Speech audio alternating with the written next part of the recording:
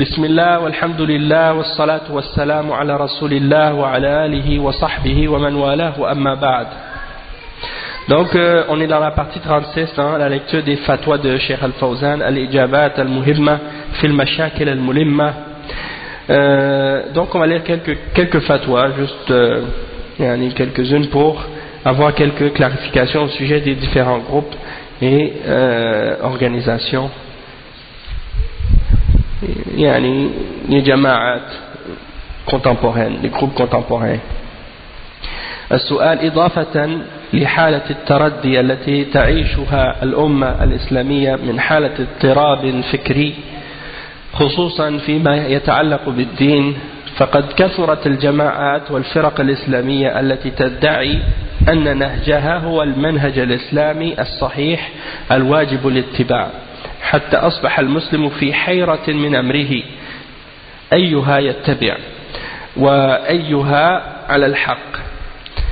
Donc, Cheikh il a dit, on peut ajouter à la situation, la situation mauvaise que la Ummah est en train de vivre actuellement, et la situation d'instabilité idéologique, en particulier en ce qui a rapport avec la religion, le nombre augmentant de différents groupes et de différentes sectes islamiques qui prétendent avoir une méthodologie qui est correcte et obligatoire pour les musulmans de suivre, à un tel point que le musulman est devenu confus dans sa religion, il ne sait plus quelle voie suivre, alors il ne sait plus laquelle est sur la vérité.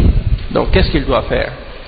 Le cheikh il a répondu, Cheikh Al-Fawzan, il dit Al-Jawab, At-tafarruq laysa min ad-din, لأن الدين أمرنا بالاجتماع وأن نكون جماعة واحدة وأمة واحدة على عقيدة التوحيد وعلى متابعة الرسول صلى الله عليه وسلم. يقول تعالى إن هذه أمتكم أمة واحدة وأنا ربكم فاعبدون، ويقول تعالى واعتصموا بحبل الله جميعا ولا تفرقوا، ويقول سبحانه وتعالى إن الذين فرقوا دينهم وكانوا شيعا لست منهم في شيء إنما أمرهم إلى الله ثم ينبئهم بما كانوا يفعلون. وهذا وعيد شديد في التفرق والاختلاف، ولا تكونوا كالذين تفرقوا واختلفوا من بعد ما جاءهم البينات وأولئك لهم عذاب عظيم. Bon, la réponse du cheikh, il commence en disant que la division ne fait pas partie de la religion. La division ne fait pas partie de la religion, parce que la religion de l'islam nous ordonne de nous réunir, de nous unir et d'être une seule jama'a, d'être un seul groupe, sur une seule ummah réunie sur la aqidah, la croyance en l'unicité d'Allah, le tawhid, et sur le fait de suivre la sunna du prophète Muhammad sallallahu alayhi wa sallam, le messager.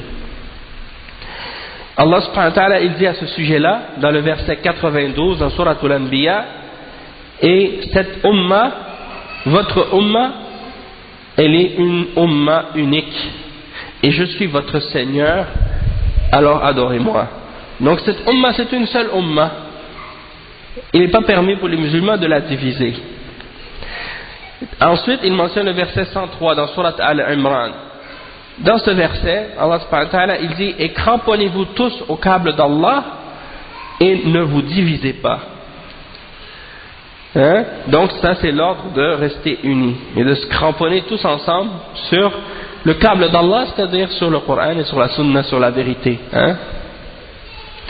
Le verset 159 dans Surat Al-An'am, Allah subhanahu wa ta'ala il dit ce qui signifie et ceux qui ont divisé leur religion et qui sont devenus des groupes ou des sectes, tu n'as rien à voir avec eux et leur affaire appartient à Allah et il va les informer de ce qu'ils faisaient. Et il va les informer de ce qu'ils faisaient. Le verset 159 dans Surat Al-An'am. Al-An'am c'est les bestiaux. Ensuite, le cheikh il mentionne un autre verset qui est le verset 105 dans Surat Al-Imran. Le cheikh il dit que dans le verset, lorsque Allah subhanahu wa ta'ala dit et ne vous divisez pas, ou bien ou bien en parlant de ceux qui sont divisés, il dit et ceux qui ont divisé leur religion et qui sont devenus des sectes, tu n'as rien à voir avec eux. Hein? Leur affaire revient à Allah subhanahu wa ta'ala et il va les informer de ce qu'ils faisaient. 159 dans Surat Al-An'am, ce verset-là c'est une menace sévère au sujet de la division et de la divergence. Le verset 105 dans Surat Al-Imran, Allah subhanahu wa ta'ala il dit et ne soyez pas comme ceux qui se sont divisés et qui ont divergé après que leur soit venue l'épreuve claire. Et ceux-là ils auront un châtiment énorme, un grand châtiment.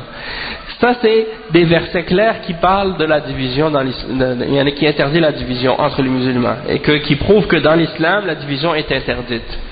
Qu'est-ce qui est étonnant et qu'est-ce qui est surprenant à notre époque, c'est de voir certains groupes, certains individus qui appellent à l'islam et qui encouragent la division et qui encouragent les musulmans à rester divisés et qui encouragent les gens à dire que on est tous des sectes et ça c'est de la diversité et l'islam encourage la diversité. Ils disent ça aujourd'hui. C'est-à-dire ils disent l'islam encourage la diversité. Et ils disent qu'il faut encourager le multipartisme et toutes ces idées-là. Donc, ils contredisent clairement ce qui est mentionné dans les versets du Coran à ce sujet. Ensuite, il dit Al-Islam dinul jama'a, dinul ulfa, dinul ijtima' wa tafarruq laysa min ad-din. Donc, l'islam c'est la religion de la jama'a, c'est-à-dire de l'unité, de l'unification, d'être ensemble. Dinul ulfa, la religion du fait de rester ensemble, de s'aimer, de se rapprocher les uns des autres. Dinul ijtima', la religion du rassemblement, de l'union. Wa tafarruq laysa min ad-din, la division ne fait pas partie de la religion. فتعدد الجماعات هذا ليس من الدين لأن الدين يأمرنا أن نكون جماعة واحدة. Donc le fait qu'il y ait différents groupes, ça c'est pas permis. Le fait qu'il y ait différents groupes, ça ne fait pas partie de la religion. La religion nous ordonne d'être une seule jama'a, un seul groupe. Le prophète sallallahu alayhi wa sallam, le cheikh il dit والنبي صلى الله عليه وسلم يقول المسلم للمسلم كالبنيان يشد بعضه بعضا ويقول مثل المؤمنين في توادهم وتراحمهم وتعاطفهم كمثل الجسد الواحد إن البنيان وإن الجسد شيء واحد متماسك وليس فيه تفرق لأن البنيان إذا تفرق سقط وكذلك الجسم إذا تفرق فقد الحياة. Qu'est-ce qu'il dit le cheikh? Il dit que le prophète sallallahu alayhi wa sallam a dit le musulman pour l'autre musulman, un musulman par rapport à un autre musulman, c'est comparable à une construction, comme un bâtiment qui se supporte. Une partie supporte l'autre, comme les doigts lorsqu'on les entrelace entre eux, ils se supportent les uns les autres. Donc c'est comme ça le bâtiment, il doit être comme ça, comme les briques, on les met une par-dessus l'autre, et c'est ça qui fait que le mur se tient. Eh bien, la Ummah, les musulmans, ils doivent être de la même façon. Et dans un autre, ça c'est rapporté par Al-Bukhari et Muslim. Dans un autre hadith aussi rapporté par Al-Bukhari et Muslim, il dit que l'exemple du musulman dans l'affection qu'il a, l'amour qu'il a pour son frère, la miséricorde qu'il a pour son frère, c'est comparable à un seul corps. Et dans la suite du hadith, il dit que s'il y a une partie, un membre qui souffre, eh bien tout le reste du corps va souffrir de la fièvre. Et de ne pas pouvoir dormir. Donc ça c'est l'exemple de la façon dont les musulmans doivent être entre eux. Et malheureusement c'est pas ça qu'on voit. Pourquoi? Parce que les gens suivent les passions et se divisent à cause de ça. Donc Cheikh il dit que le bâtiment ou la construction, et le corps, il se tient. C'est une chose qui se tient. Donc c'est la même chose avec le corps, il doit rester un, ne pas se diviser. Si le bâtiment se divise, qu'est-ce qui arrive? Il ne peut plus tenir, il tombe le mur. Et cette construction, elle tombe si elle ne se tient pas entre elles. Eh bien c'est la même chose avec le corps. Et c'est la même chose. Si les membres commencent à se séparer dans le corps, il perd la vie. Hein? Donc c'est ça qui se passe. Imagine ton bras, il dit non, je veux plus. Hein? Et tes yeux, et ta tête, et tes jambes, chaque membre, il veut quitter le corps. Ça marche pas. Hein? Allah al-Musta'an. Le cheikh il dit ولا بد من الاجتماع وأن نكون جماعة واحدة أساسها التوحيد ومنهجها دعوة الرسول صلى الله عليه وسلم ومسارها على دين الإسلام. قال تعالى وأن هذا صراطي مستقيما فاتبعوه ولا تتبعوا السبل فتفرق بكم عن سبيله.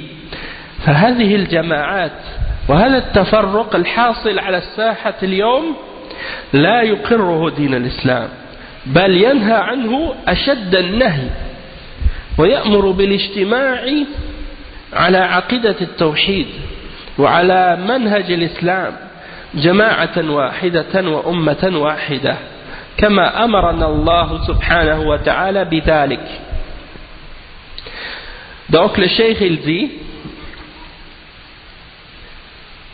qu'il faut absolument rester unis et qu'on soit un seul groupe dont notre base elle doit être le tawhid. Notre méthodologie ça doit être la da'wa du messager Muhammad sallallahu alayhi wa sallam, et notre marche ou notre suivi ça doit être de suivre l'islam comme Allah subhanahu wa ta'ala il le mentionne dans Surat Al-Imran ou Al-An'am, pardon, Surat Al-An'am, le verset 153. Il dit et voici mon droit chemin dans toute sa rectitude, suivez-le donc et ne suivez pas les petits sentiers qui vont vous diviser de son chemin. Le verset 153 dans Surat Al-An'am. Donc les groupes qu'on voit actuellement sur le terrain dans la Ummah, dans les pays musulmans et dans les pays non musulmans, les différents groupes aujourd'hui et les différentes organisations, ça c'est de la division, et ça c'est pas accepté en islam, ça c'est pas accepté par l'islam que chaque musulman se divise en différents groupes, organisations. C'est pas des groupes qui sont, disons, tous sur la même base, avec le même manhaj. C'est des groupes, chaque groupe il a son manhaj à lui. Chaque groupe il a sa aqida. Chaque groupe il a son manhaj, différent de l'autre, et différent du Coran et de la Sunna. Ça c'est des sectes et des groupes, et c'est interdit dans l'islam. Parce que le cheikh il dit, parce que l'islam il interdit cette chose-là d'une façon très sévère, et il ordonne aux musulmans de s'unir sur la aqida du tawhid et sur le manhaj de l'islam pour être un seul groupe, une seule ummah, comme Allah subhanahu wa ta'ala nous a ordonné cela. والتفرق وتعدد الجماعات إنما هو من كيد الشياطين الجن والإنس لهذه الأمة فما زال الكفار والمنافقون من قديم الزمان يدسون الدسائس لتفريق الأمة. Donc le cheikh il dit la division et la multiplicité des groupes, ça fait partie des ruses du shaitan, des ruses des shayatines parmi les djinns et parmi les hommes de cette ummah. Et le cheikh il dit les kuffars et les munafiqins depuis des temps anciens, ils essaient toujours de créer de la division entre les rangs des musulmans. ils planifient et ils rusent pour faire des divisions entre les musulmans. قال اليهود من قبل آمنوا بالذي أنزل على الذين آمنوا وجه النهار واكفروا آخره لعلهم يرجعون أي يرجع المسلمون عن دينهم إذا رأوكم رجعتم عنه. وقال المنافقون لا تنفقوا على من عند رسول الله حتى ينفضوا والذين اتخذوا مسجدا ضرارا وكفرا وتفريقا بين المؤمنين وتفريقا بين المؤمنين. Donc le cheikh il dit comme exemple de ça que les kuffars ils essaient toujours de diviser les musulmans. Il dit regardez les juifs, Allah subhanahu wa ta'ala dit dans le Coran à leur sujet, le verset 72 dans Surat Al-Imran, croyez en ce qui a été révélé sur les croyants au début de la journée et rejetez-le à la fin de la journée pour qu'ils reviennent. Donc ça c'est une ruse qu'ils avaient imaginée. C'est-à-dire les juifs ils disaient entre eux, ils disaient à certains d'entre eux acceptez l'islam le matin puis le soir rejetez-le. Comme ça les gens de Quraysh, les Arabes, ils vont voir que vous avez accepté l'islam et que vous l'avez rejeté, donc ils vont délaisser l'islam, ils ne vont pas vouloir l'accepter.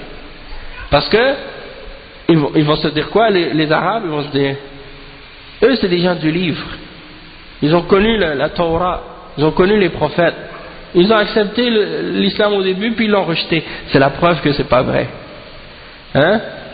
Donc c'est une ruse que les juifs ont imaginée pour éloigner les gens de l'islam, et Allah subhanahu wa ta'ala les a démasqués dans le Coran avec ce verset. Puis le verset 7 dans Surat Al-Munafiqun, dans lequel Allah subhanahu wa ta'ala mentionne qu'est-ce qu'ils disent les hypocrites. Ils disent ne dépensez pas de vos biens pour donner à ceux qui sont avec le messager, pour qu'ils se séparent de lui et pour qu'ils le laissent, hein? Pourquoi? Parce que ils disent on va plus leur donner de l'argent, donc les gens ils vont plus le suivre, ils vont plus suivre le messager, ils vont s'éloigner de lui à cause de ça, hein? Ça c'est des exemples des paroles des munafiqines, les ruses qu'ils essaient de faire. Le verset 107 dans Surat At-Tawbah, Allah subhanahu wa ta'ala mentionne l'exemple de Masjid al-Dirar que les hypocrites avaient fait, la mosquée de la dissension qu'ils avaient ouvert dans le but de semer la mécréance et la division entre les croyants. C'est des hypocrites qui avaient construit une mosquée pour créer de la division et pour se réunir avec les kuffars, pour faire des complots contre les musulmans, pour combattre l'islam. Et Allah subhanahu wa ta'ala les a démasqués, hein? Donc ça c'est des exemples. Tout ça c'est des preuves que les groupes et les dissensions, ça c'est interdit dans l'islam. Et qu'est-ce que vous avez vu apparaître dans les pays musulmans maintenant? Il y a des gens qui ont pensé que par les groupes et par les organisations et par les différents partis islamiques, ils allaient pouvoir faire revenir l'islam. Eh bien, ils ont adopté les méthodologies des kuffars. Ils ont créé des groupes, des associations, des partis, puis ils appellent à ces groupes-là, au lieu d'appeler à l'islam. Et tu vois que dans ces groupes-là, il y a des fondements, des principes, des règles à suivre qui sont en contradiction avec le Coran et la Sunna, hein? Et ils appellent les gens à obéir à ces groupes-là et ainsi de suite. Et ça divise les musulmans. Et on le voit ici, on le voit très bien ici, hein? Ici n'importe qui peut faire ça, des groupes. Tu vas, t'enregistres un groupe, tu commences une association. Et puis ça, après il y en a un autre. Maintenant tu vois à Montréal les mosquées des chiites. Subhanallah, l'autre fois j'étais allé laver mes vêtements et le temps de iftar approchait. Subhanallah, je vois descendre un gars avec les vêtements comme les chiites, le turban blanc avec les vêtements comme les chiites. Subhanallah.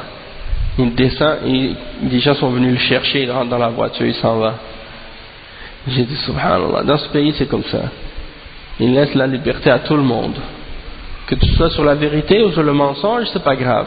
que tu sois sur la sunna ou sur la bid'a, il laisse tout le monde faire ce qu'il veut. Parce qu'après, de toute façon, ils vont tous se frapper les uns les autres. Et ils vont se fatiguer les uns les autres. Nous, pendant ce temps-là, on profite de ça. C'est ça l'exemple de l'égarement, malheureusement. Donc, qu'est-ce qu'il faut? Il faut que les gens se réunissent sur la vérité et abandonnent la division. Hein? Comme j'expliquais souvent à des frères, j'ai dit, ceux qui sont sur une bid'a, ils doivent abandonner leur bid'a et revenir à la sunna. Sinon, on ne peut pas s'unir. Hein? Donc, le cheikh il dit, as-su'al, on a posé la question au cheikh, as-su'al, هل بيان بعض الكتب الحزبية أو الجماعة الوافدة إلى بلادنا يعتبر من التعرض للدعاة؟ الجواب: هذا ليس من التعرض للدعاة، لأن هذه الكتب ليست كتب دعوة، وأصحاب هذه الكتب والأفكار ليسوا من الدعاة إلى الله على بصيرة وعلم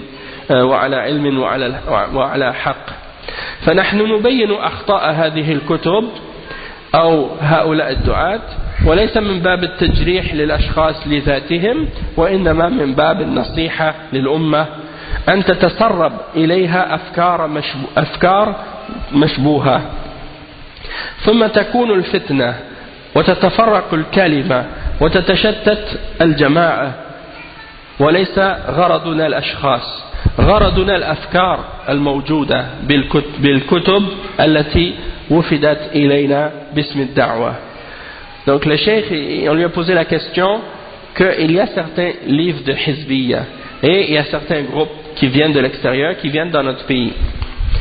Est-ce que le fait de les critiquer ou de parler contre ces groupes-là, est-ce que c'est quelque chose qui est considéré comme étant de s'opposer à la da'wah?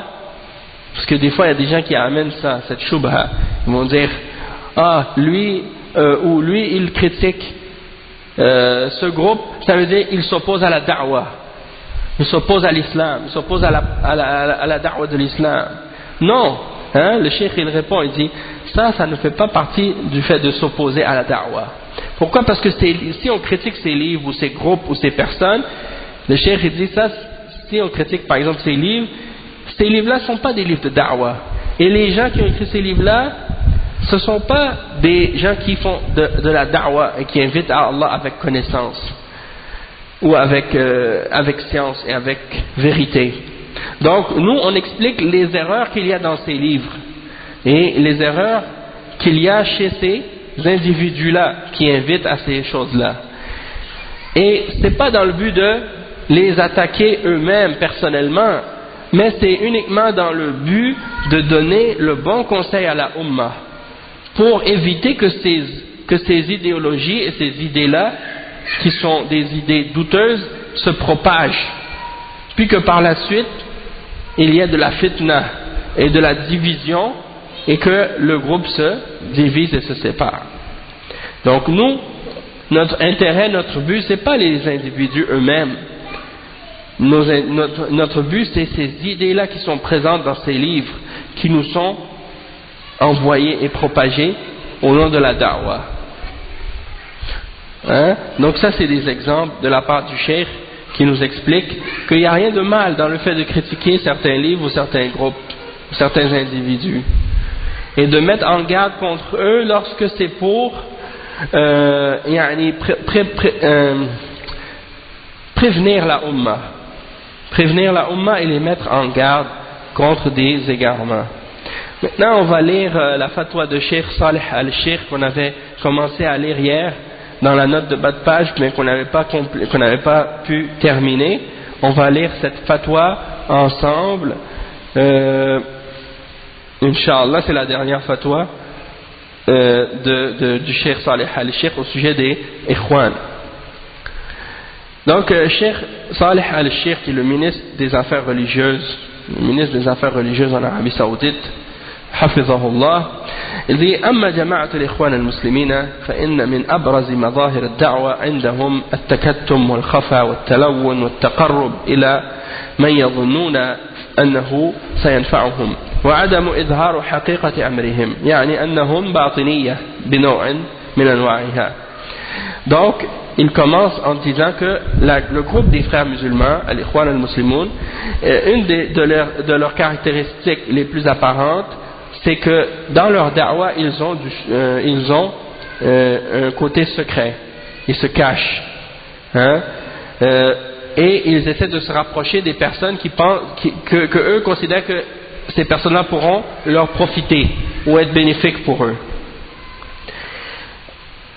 Et ils ne montrent pas qu'est-ce qu'ils ont. Ils ne montrent pas leurs vraies idées, leurs vraies pensées ouvertement. Hein? C'est-à-dire qu'ils sont un peu comme des groupes ésotériques, d'une certaine façon. C'est-à-dire, tu ne vas jamais savoir qu'est-ce qu'ils pensent vraiment, qu'est-ce qu'il a dans le cœur vraiment. Ils ne le montrent pas, ils le laissent, ils le cachent. Le cheikh il dit وحقيقة الأمر يخفى منهم من خالط بعض العلماء والمشايخ زمانا طويلا وهو لا يعرف حقيقة أمرهم ويظهر كلاما ويبطن غيره ولا يقول كل ما عنده ومن مظاهر الجماعة وأصولها أنهم يغلقون عقول أتباعهم عن سماع القول الذي يخالف منهجهم ولهم في هذا الإغلاق طرق شتى متنوعة ومنها إشغال وقت الشباب جميعه من صبحه إلى ليله حتى لا يسمع قولا آخر. Donc, Cheikh il dit la réalité, donc c'est que on peut pas, ils veulent pas montrer leur réalité, ils la cachent. Et il y en a parmi eux qui ont côtoyé des savants pendant de longues années, des longues périodes de temps. Mais on n'a jamais su la réalité de ce qu'ils avaient en eux-mêmes. Parce qu'ils disent, ils montrent des paroles, mais ils cachent d'autres. Et ils ne montrent pas tout ce qui est en lui. Donc ça fait partie des caractéristiques des Ikhwan. Que ce sont des gens qui agissent comme des hypocrites, comme des caméléons. Ils montrent une partie de ce qu'ils pensent, mais ils cachent le reste. Pour faire croire qu'il est d'accord avec toi, puis après, hein, comme Allah il décrit dans le Coran. وَإِذَا لَقُوا الَّذِينَ آمَنُوا قَالُوا آمَنَّا وَإِذَا خَلَوْا إِلَى شَيَاطِينِهِمْ قَالُوا إِنَّا مَعَكُمْ إِنَّمَا نَحْنُ مُسْتَهْزِئُونَ الله يستهزئ بهم ويمدهم في طغيانهم يعمهون. C'est-à-dire que lorsqu'ils rencontrent les croyants, ils disent on a cru, mais lorsqu'ils sont tout seuls avec leur diable, leur semblable, ils disent on est avec vous pour de vrai, on fait juste se moquer. Allah se moque d'eux et il les laisse s'enfoncer dans leur aveuglement. Donc c'est l'attitude de ces gens-là. Allah al-Musta'an. Il dit parmi leurs caractéristiques aussi, parmi leurs fondements, c'est qu'ils essaient de fermer l'esprit de leurs fidèles, d'entendre la parole de toute personne qui dirait quelque chose qui est en contradiction avec leur méthodologie. Donc ils font comme un genre de lavage de cerveau, puis en même temps aussi ils font un genre d'embargo autour de leurs fidèles, pour que personne vienne leur dire des choses contraires à ce qu'ils croient et ce qu'ils pensent eux, pour les isoler d'une certaine façon. Et parmi les moyens qu'ils utilisent pour arriver à ça, c'est qu'ils occupent le temps des jeunes avec toutes sortes d'activités, du matin jusqu'au soir. Alors la personne n'a pas le temps de rien faire d'autre, ou de lire d'autres choses, ou d'entendre d'autres choses. Et on a vu ça déjà dans des exemples qui sont arrivés, par exemple avec Cheikh Al-Albani rahimahullah, lorsqu'il avait, par exemple, parmi ses élèves, il y avait certains membres des Ikhwan. Et quand les responsables du groupe des Ikhwan ont su que ces Ikhwan allaient au durus de Cheikh Al-Albani, ils ont ordonné aux élèves à ces jeunes-là de ne plus assister au durus de Cheikh Al-Albani. Et ils leur ont écrit des lettres pour leur dire que s'ils persistaient à assister au durus de Cheikh Al-Albani, ils allaient être expulsés du groupe des frères musulmans. Et ça, il y a les feuilles avec il y a les copies originales de ces lettres qui ont été envoyées à ces personnes-là, hein, si vous voulez, il y a les photocopies qui sont disponibles pour montrer comment ces gens-là font. Hein? Donc, ils font tout pour empêcher les gens d'aller écouter et d'aller entendre les paroles des ulama. Hein? Parce que c'est contraire à leur manhaj. نعم.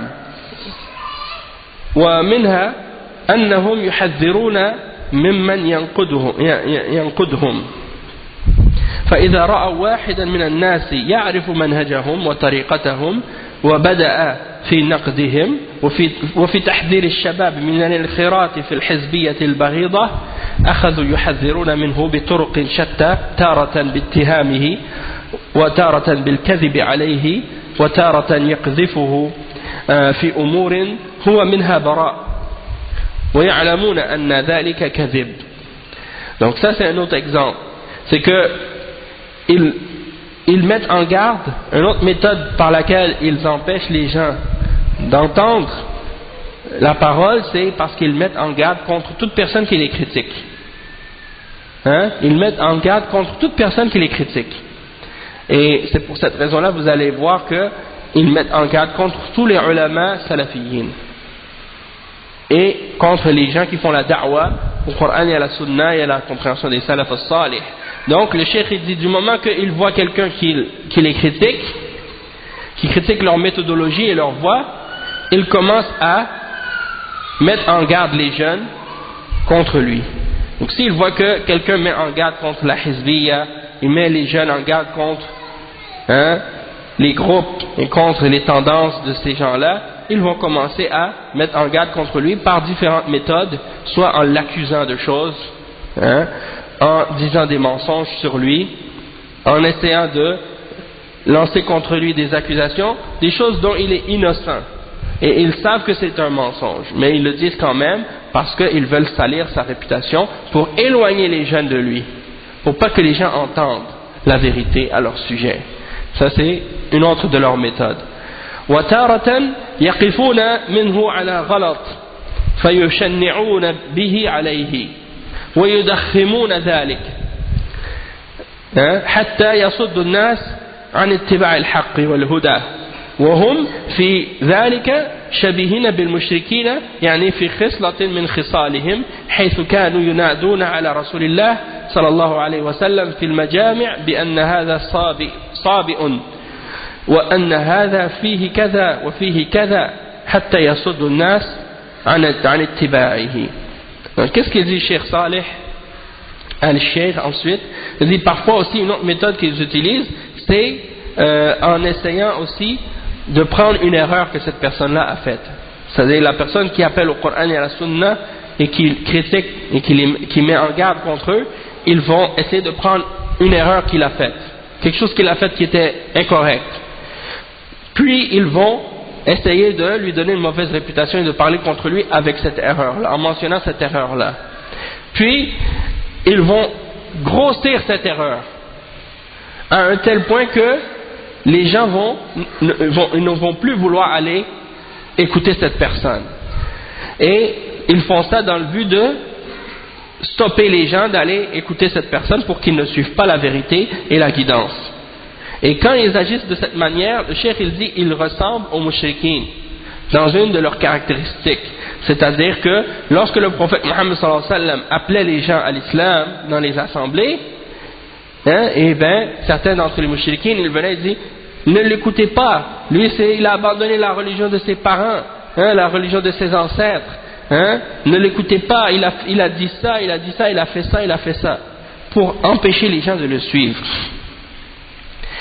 وأيضا مما يميز الإخوان عن غيرهم أنهم لا يحترمون السنة ولا يحبون أهلها وإن كانوا في الجملة لا يظهرون ذلك ولكنهم في حقيقة الأمر لا يحبون السنة ولا يدعون لأهلها بل جربنا ذلك في بعض من كان منتميا لهم أو يخالط بعضهم فتجد أنه لما بدأ يقرأ كتب السنة مثل صحيح البخاري أو الحضور عند بعض المشايخ لقراءة بعض الكتب حذروه وقالوا هذا لا ينفعك وبما ينفعك صحيح البخاري وماذا تنفعك هذه الأحاديث انظر إلى العلماء هؤلاء ما حالهم هل نفع المسلمون في كذا وكذا، يعني أنهم لا يقرون فيما بينهم تدريس السنة ولا محبة أهلها، فضلا عن أصل الأصول ألا وهو الاعتقاد بعامة.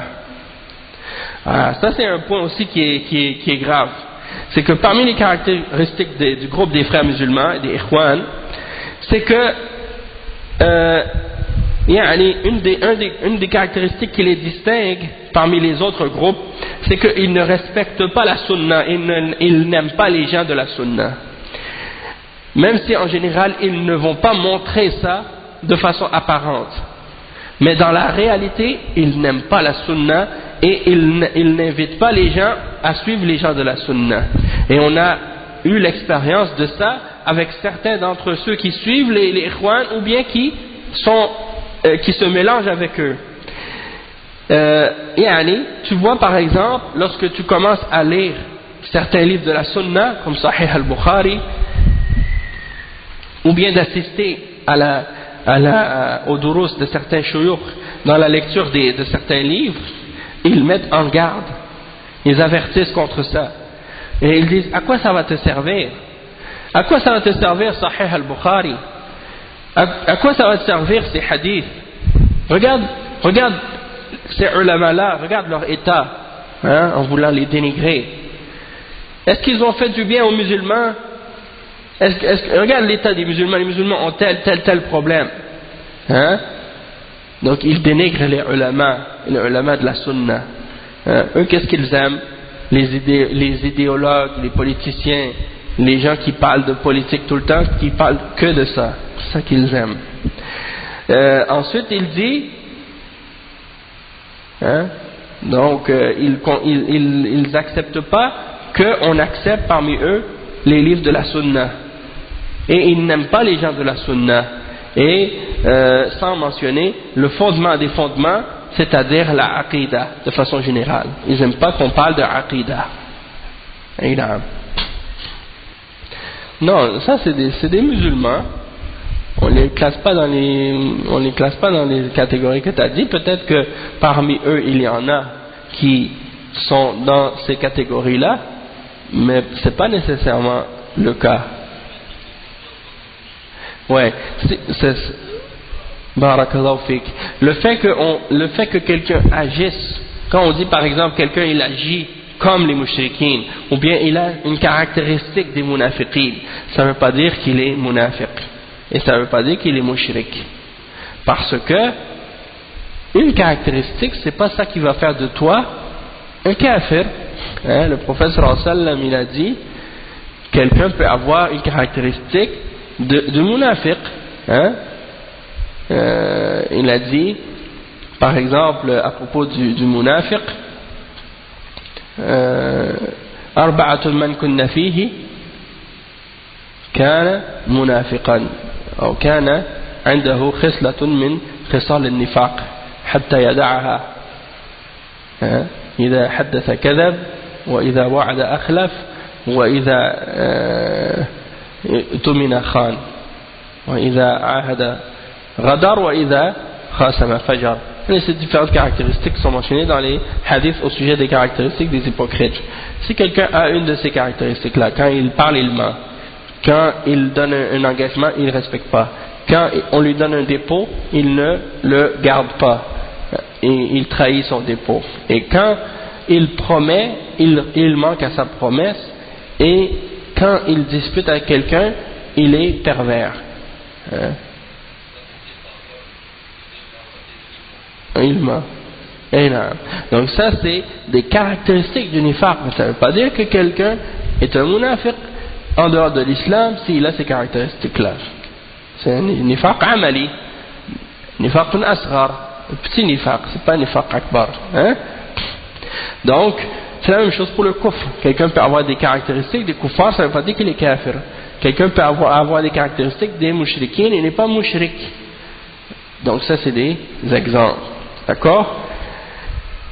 Ensuite, il dit, le cheikh, وَمِنْ مَظَاهِرِهِمْ أيضا أنهم يرمون الوصول إلى السلطة.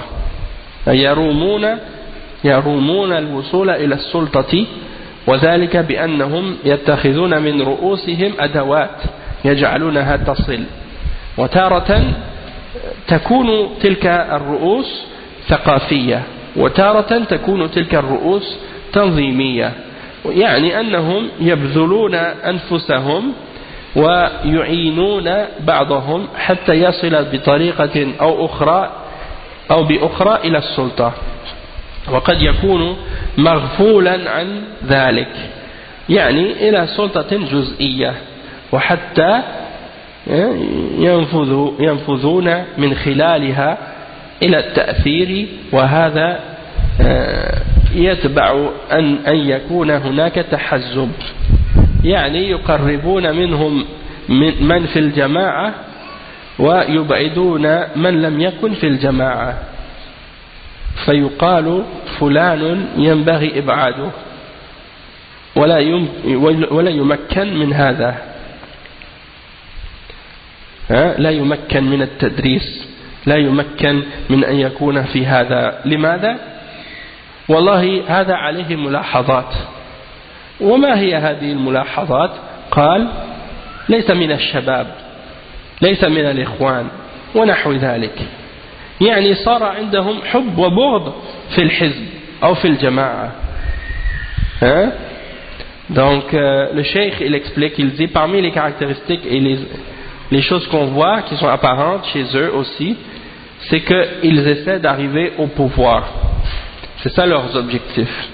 Et parmi les moyens qu'ils prennent pour arriver à ce but-là, c'est qu'ils choisissent des chefs parmi eux qui vont être comme des outils ou des éléments qu'ils vont placer pour arriver à cet objectif-là. Parfois, ce sont des têtes culturelles qui sont connues dans le domaine culturel. Parfois, ce sont des têtes ou des chefs qui sont connus dans le domaine exécutif ou de l'organisation ou des choses comme ça. Et ils font beaucoup d'efforts pour justement l'aider, pour s'aider les uns les autres à arriver à ce but-là par un moyen ou par un autre pour atteindre le pouvoir. Et c'est bien possible que cette personne-là, on ne soit pas au courant qu'elle fait partie de ces gens-là, pour qu'ils puissent arriver à atteindre une partie, un pouvoir partiel ou quelque chose comme ça, jusqu'à ce qu'ils exécutent à travers ce poste qu'il obtient des influences. Donc il arrive peut-être pas à prendre le pouvoir du premier coup, mais il s'infiltre jusqu'à ce qu'il arrive à avoir une position ou un pouvoir partiel, puis par cette position-là il arrive à avoir des influences, et ça veut dire qu'il y a un parti, ils sont organisés en groupe et en parti, et ils rapprochent d'eux ceux qui sont dans le groupe et ils éloignent d'eux ceux qui ne font pas partie du groupe. Et ils vont dire par exemple, un tel il faut l'éloigner, et lui il ne faut pas le laisser. Par exemple, lui il ne faut pas le laisser enseigner, il ne faut pas le laisser donner des cours, lui il ne faut pas lui donner la possibilité de faire telle ou telle chose. Pourquoi? Parce que lui, on a observé certaines choses à son sujet, il y a certaines objections sur lui, il y a certaines remarques sur son cas. Et quand on demande quelles sont ces objections, quelles sont ces remarques, ils disent il ne fait pas partie des jeunes, ou bien il ne fait pas partie des frères. On vous l'a dit, il ne fait pas partie de leur groupe. Ça veut dire que pour eux, l'amour et la haine, elle est basée sur l'appartenance au groupe ou au parti. وهذا كما في حديث الحارث الأشعري أن النبي صلى الله عليه وسلم قال من دعا بدعوى الجاهلية فإنه من جثى جهنم قال وإن صلى وإن صام قال وإن صلى وإن صام فدعوا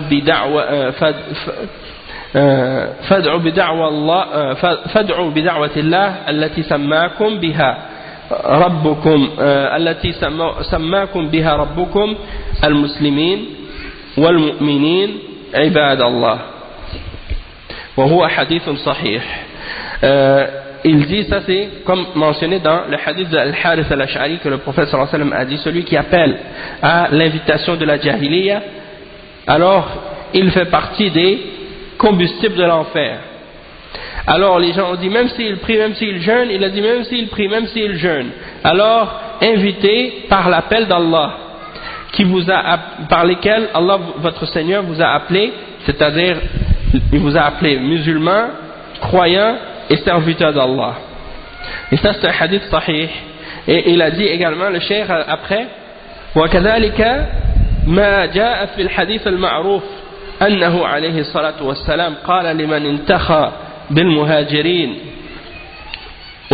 وللآخر الذي انتخى بالأنصار قال أبدعوى الجاهلية وأنا بين أظهركم مع أنهما اسمان شرعيان المهاجر والأنصاري ولكن لما كان هناك موالاة ومعاداة عليهما ونصرة في هذين الاسمين وخرجت النصرة عن اسم الإسلام بعامة صارت دعوى الجاهلية ففيهم من خلال الجاهلية شيء كثير ولهذا ينبغي للشباب أن ينبهوا أن ينبهوا على هذا الأمر بطريقة الحسنى المثلى حتى يكون هناك اهتداء إلى طريق أهل السنة والجماعة وإلى منهج السلف الصالح كما أمر الله جل وعلا بقوله ادع إلى سبيل ربك بالحكمة والموعظة الحسنة وجادلهم بالتي هي أحسن. Donc qu'est-ce qu'il dit le cheikh? Il dit c'est de cette manière donc que c'est rapporté dans le hadith aussi à celui qui avait appelé les muhajirin de venir à son aide et celui qui avait appelé les ansar de venir à son aide. Il y avait une dispute entre un muhajiri et un ansari. Le muhajiri a appelé le muhajirin, oh les muhajirin venez m'aider. Le ansari a appelé les ansar, oh les ansar venez m'aider. Alors le prophète sallallahu alayhi wa sallam, il a entendu ça, il a dit, est-ce que vous êtes en train de faire l'appel à la jahiliya alors que je suis présent parmi vous? Il a dit, laissez-la, c'est quelque chose qui sent mauvais. Hein? C'est quelque chose qui pue, qui sent mauvais. Da'uha fa innaha muntina. Malgré que ce sont deux noms qui sont légiférés dans l'islam, al-muhajirin ou al-ansar, c'est des noms qui sont mentionnés dans le Coran et dans la Sunna et qui sont des noms louables que Allah subhanahu wa ta'ala, dont Allah a fait l'éloge dans le Coran et dans la Sunna. Mais étant donné qu'ils ont mentionné ça dans le contexte de s'allier et de se détester ou de l'alliance et de l'animosité sur ces noms-là et de se venir en aide en se basant sur les deux noms et que disons le support et l'aide est venu basé sur un nom autre que le nom de l'islam de façon générale, alors c'est devenu un appel qui ressemble à la da'wa de la jahiliya. Et donc le cheikh il dit donc ils avaient une des caractéristiques. Maintenant on voit maintenant beaucoup de caractéristiques de la jahiliya nombreuses chez les jeunes aujourd'hui, et c'est pour ça que les jeunes ils doivent faire attention et on doit apprendre ça aux gens de la meilleure façon pour qu'ils puissent être guidés à la voie de Ahl Sunnah wal Jama'a et à la méthodologie des Salaf al-Salih comme Allah subhanahu wa ta'ala a ordonné. Par exemple, lorsqu'il dit appelle au chemin de ton Seigneur avec sagesse et une bonne exhortation et discute avec eux de la meilleure manière ou argumente avec eux de la meilleure façon.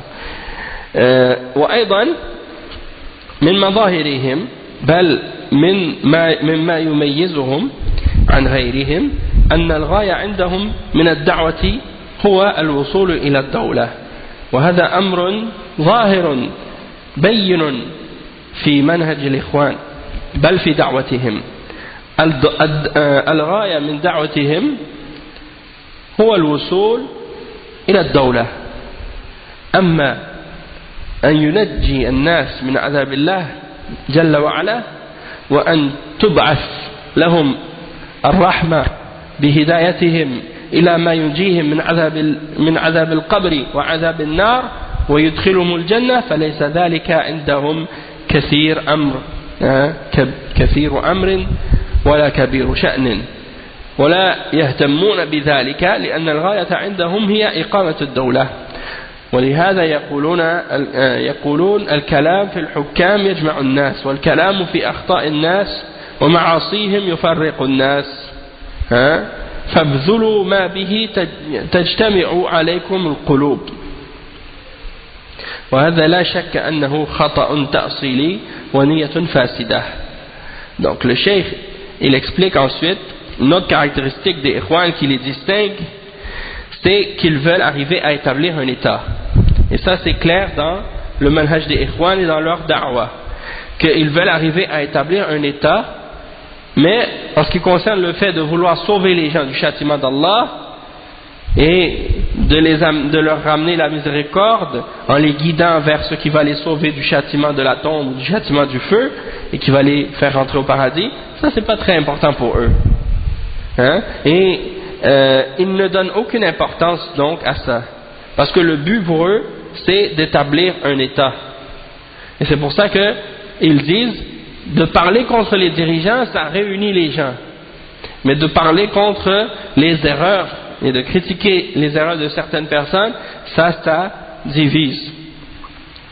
Donc, faites des efforts pour parler de ce qui va unir les cœurs. C'est pour ça qu'ils ne parlent que contre les dirigeants tout le temps, de politique et tout, des trucs comme ça. Parce qu'ils pensent que ça unit les gens. Mais ça les unit sur quoi? Ça les unit sur l'égarement, pas sur la guidance. Même les kuffars, ils critiquent leurs dirigeants.